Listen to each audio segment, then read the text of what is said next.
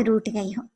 چولہے پر رکھی کیتلی سے بھاپ اٹھ رہی تھی اور میرا ہاتھ میں چمچ پکڑے برے برے منہ بنا کر پتی ڈال رہی تھی۔ اس کے ہونٹ بربراہٹ میں ہل رہے تھے۔ وہ تب کر بولی، کیا مصیبت ہے اس آدمی کو، جب دیکھو منہ اٹھا کر ہمارے گھر آ جاتا ہے۔ فیل میں ہو رہی ہوں مگر مصیبت اس آدمی کو ہے۔ ابا نے صرف ایک دفعہ کہا تھا کہ مرحا کو پڑھا دینا، اور یہ آدمی تو میرے پیچھے ہی پڑ گیا ہے۔ میرا بس چلے تو اسے ابھی کے ابھی گھر سے نکال دوں، مگر کیا کروں، بڑے بابا کی وجہ سے مجبور ہوں۔ ان کی اولاد نہ ہوتا تو آج میں اسے بتاتی مرحا سلیم کون ہے۔ چینی کا ڈبہ کھولتے ہی وہ زور سے چمچ اس میں مارتی ہوئی بولی جیسے جنجلاہٹ چینی کے دانوں پر نکال رہی ہو۔ وہ ابھی چینی ڈال ہی رہی تھی کہ کچن کے دروازے سے اس کی اماں اندر داخل ہوئی۔ ہاتھ میں آٹے کی تھالی تھامے قدموں کی چاپ پر مرحا نے چونک کر ان کی طرف دیکھا، کیونکہ شامیر کی آمد کے بعد اس کی اماں اس کے پاس سے اٹھ جائیں یہ تو ممکن ہی نہیں تھا۔ وہ کچھ کہتی اس سے پہلے ہی وہ جلد بازی میں بولی تھی، ارے مرحا پراٹھا بھی بنا دینا، شامیر کھا کر جائے گا، اور چائے اچھی بنانا، پچھلی بار بھی تم نے چائے اتنی بذائقہ بنائی تھی مجھ سے گھونٹ نہیں لیا گیا تھا، مگر وہ بچہ ایک لفظ نہیں بولا تھا، چپ چاپ پوری چائے پی کر گیا تھا۔ وہ مزید کچھ کہتی اس سے پہلے ہی وہ پلٹ کر زور سے بولی، کیا مصیبت ہے اماں، یہ انسان کیوں آتا ہے ہمارے گھر، آخر اس کو مسئلہ کیا ہے؟ بابا نے صرف ایک دفعہ کہا تھا کہ مرحا کو پڑھا دینا، مگر یہ آدمی میرے پیچھے لگ گیا ہے۔ مجھے نہیں پڑھنا شامیر بھائی سے، آپ ان سے کہیں کہ یہ یہاں سے چلے جائیں، میرے لیے عذاب بنا دیا ہے۔ اور کون سا پچھلے سال میں کلیئر ہو گئی، اگر اتنے ہی اچھے میرے ٹیوٹر ہیں تو مجھے پاس کرواتے، فیل کیوں ہوئی میں؟ نازش بیگم فوراً آنکھیں دکھا کر تنبیہ انداز میں بولی، تمیز سے بات کرو، تمہارے اندر بالکل بھی ادب لحاظ نہیں ہے، بہت زبان چلنے لگی ہے تمہاری، وہ تم سے بڑے ہیں۔ کیا آدمی کہہ کر بول رہی ہو، 2 تھپڑ لگاؤں گی تمہارے منہ پر، ساری عقل ٹھکانے آ جائے گی۔ احسان مانو اس شخص کا جو تمہارے لیے اپنے آفس کے وقت سے ٹائم نکالتا ہے، لیکن نہیں، تم جیسے ناشکرے لوگ ہمیشہ ہی پیچھے رہتے ہیں، جب بھی تم آگے نہیں بڑھ پا رہی۔ مرحا کے چہرے پر ضد اور غصے کی لکیریں گہری ہو گئی تھیں۔ وہ چمچ چائے میں گھماتے ہوئے تیز لہجے میں بولی، میں نے نہیں کہا کہ میرے لیے ٹائم نکالا جائے، میں نے جب آپ لوگوں سے کہہ دیا ہے کہ مجھے پڑھائی نہیں کرنی تو پھر بلا وجہ آپ لوگ مجھ سے سپلی کے پیپر دلا رہے ہیں، وہ بھی ان صاحب کے کہنے پر۔ بلا وجہ یہ شخص میرے سر پر مسلط ہے، میں خود بابا سے کہوں گی کہ مجھے ان سے ٹیوشن نہیں لینا، یہ بالکل اچھا نہیں پڑھاتے، صرف ڈانٹتے رہتے ہیں اور آ کر حکم صادر کر دیتے ہیں کہ میرے لیے چائے بناؤ، پراٹھے بناؤ۔ میں ان کی اسٹوڈنٹ ہوں یا پھر نوکرانی جو یہ مجھ پر حکم چلاتے رہتے ہیں؟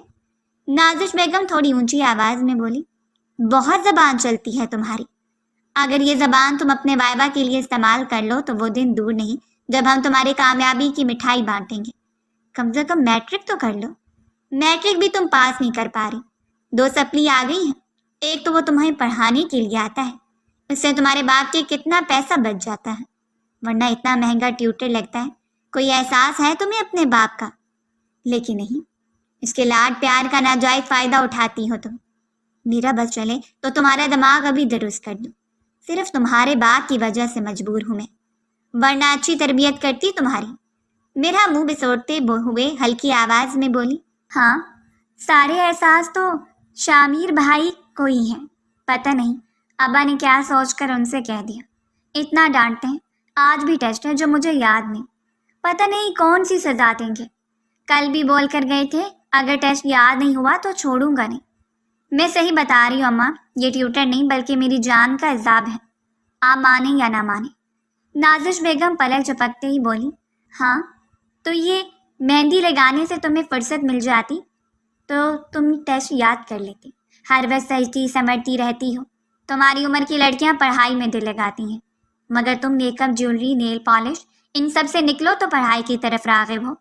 مرحا کے ماتھے پر بل آ گئے تھے، اس نے چولہے سے نظر ہٹا کر اماں کو گھورا، بس اماں ہر وقت مجھے ہی تانے دیتی رہتی ہیں آپ، جیسے میرا کچھ بننے نہیں والا، آپ دیکھ لینا ایک دن آپ کو اپنے آپ پر فخر کرواؤں گی، تب آپ کہو گی مرحا جیسی اور کوئی نہیں ہے۔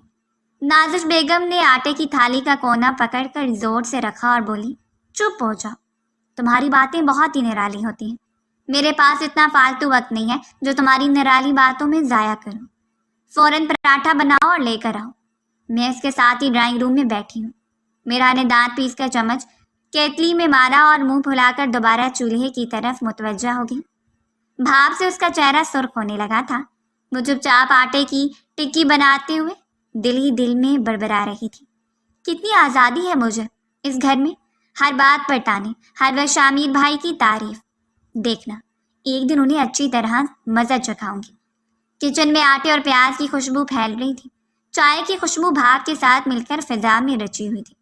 باہر ڈرائنگ روم میں پنکھے کی گرگراہٹ سنائی دے رہی تھی، جہاں شامیر کتابیں کھولے بیٹھا مرہا کا انتظار کر رہا تھا۔ مرہا نے آٹے کی ٹکی بیلتے ہوئے ذرا زور سے بیلن مارا، جیسے غصہ اس لکڑی پر اتار رہی ہو۔ اس کی سانس تیز ہو رہی تھی، مگر آنکھوں میں ایک ضد چمکی تھی۔ دیکھنا، آج جان بوجھ کر کچھ نہیں پڑھوں گی۔ خود ہی سمجھ لیں کہ مجھے پڑھائی سے کتنی نفرت ہے۔ بلا وجہ میرے سر پر مسلط رہتے ہیں۔ نازش بیگم نے آخری بار کچن سے نکلتے ہوئے بس ایک نظر اس پر ڈالی، پھر سر جھٹک کر باہر چلی گئی۔ مرہا نے جلتی آنکھوں سے چائے کے کپ میں چینی گھمائی اور خود سے بولی، یہ چائے بھی اس کی قسمت کی طرح کڑوی بنے گی۔ دیکھ لینا، کچھ بھی اچھا نہیں دوں گی۔ کچھ دیر بعد ڈرائنگ روم کی کھڑکی سے ہلکی سی روشنی اندر آ رہی تھی۔ پنکھے کی گرگراہٹ کمرے کی خاموشی میں صاف سنائی دے رہی تھی۔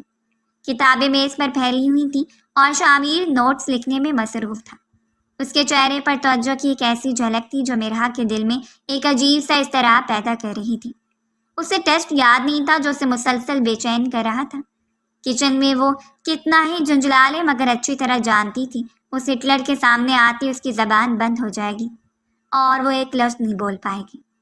چند لمحے بعد ہاتھ میں ٹرے لیے جیسے ہی وہ اندر داخل ہوئی، اس کی نظر سیدھی شامیر پر پڑی۔ دیکھنے میں وہ بلا کا حسین تھا، جیسے کمرے کی روشنی بھی اس کے گرد سمیٹ لی گئی ہو۔ خدا نے اسے بہت فرصت سے بنایا تھا۔ اونچا، لمبا، دراز قد، چوڑی جسامت، کثرتی وجود۔ پینٹ شرٹ پہنے وہ اس وقت شہزادوں کو بھی مات دے رہا تھا۔ میرا ٹرے میز پر رکھتے ہوئے جھجکتے ہوئے بولی، یہ کھا لیں، اس کے بعد پڑھا دیجیے گا، اماں بول رہی ہیں۔ شامیر نے ایک نظر اس پر ڈالی، آنکھوں میں سنجیدگی کے سخت جھلک تھی۔ پھر اپنی کتاب پر جھکتے ہوئے بولا، ہاں کھا رہا ہوں، لیکن تم ایک کام کرو، پہلے یہ نومیریکل سالو کرو، اس کے بعد مجھے دکھاؤ، آگے کی پڑھائی پھر ہم کنٹینیو کریں گے۔ اور یہ بتاؤ، آج کا ٹیسٹ یاد کیا کیمسٹری کا؟ مرہا نے فوراً سر جھکا لیا تھا۔ خوف کے مارے دل کی دھڑکن تیز ہو گئی تھی۔ وہ نرم مگر جھجکتے لہجے میں بولی، شامیر بھائی، دراصل میں یاد کرنے والی تھی لیکن میری طبیعت تھوڑی خراب ہو گئی تھی، اس وجہ سے۔ اس کا جملہ بھی مکمل بھی نہیں ہوا تھا کہ شامیر سخت لہجے میں غصے سے دھاڑا، تمیز سے بات کرو، اس وقت میں تمہارا استاد ہوں، مجھے سر کہہ کر مخاطب کرو۔ یہ بھائی کیا ہوتا ہے؟ ذرا بھی تمہارے اندر مینرز نہیں ہے۔ کل بھی میں نے تمہیں اس چیز کے لیے منع کیا تھا، مگر تمہیں میری بات سمجھ نہیں آتی۔ اگر اب میں نے تمہارے منہ سے بھائی سنا تو مجھ سے برا کوئی نہیں ہوگا۔ تم پیار کی زبان سمجھتی ہی نہیں ہو۔ مرہا لمحے بھر کے لیے ہکا بکا رہ گئی۔ آنکھوں میں حیرت اتر آئی تھی مگر پھر سر جھکا کر دھیرے سے بولی، جی سر، آئندہ خیال رکھوں گی۔ وہ سر کہنے کی آپ کو عادت نہیں ہے، اس لیے بھائی کہہ جاتی ہوں۔ وہ بولنے کی عادی تھی، اس لیے چپ نہیں رہ پائی تھی۔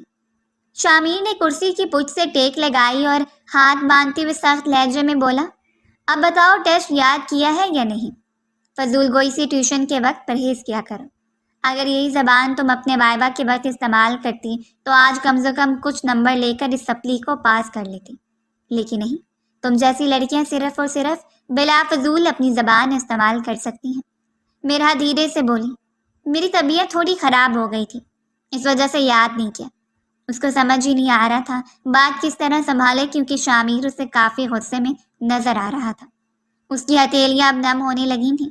شامیر نے آنکھیں تنگ کرتے ہوئے اس پر گہری نظر ڈالی، پھر طنزیہ مسکراہٹ کے ساتھ بولا، یہ طبیعت مہندی لگاتے ہوئے خراب نہیں ہوئی تھی تمہاری؟ یہ سب کام بہت آسانی سے ہو جاتے ہیں، مگر جب پڑھائی کی بات آتی ہے میڈم کی طبیعت خراب ہو جاتی ہے۔ ہوش کے ناخن لے لو، ورنہ اگر میں تمہیں ہوش دلانے پر آیا تو بہت پچھتاؤ گی۔ یہ جملہ سنتے ہی